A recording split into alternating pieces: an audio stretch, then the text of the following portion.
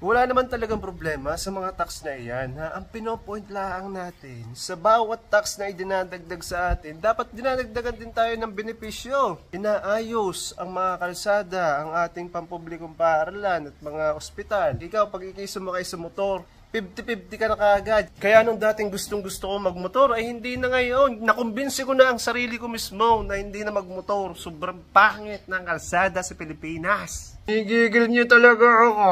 At ang isa pa, ang pinakamahalaga, ha? Bawasan ang mga kurakot. Tax ng tax, tapos kinukurakot laang. Anong mangyayari sa atin? Ha?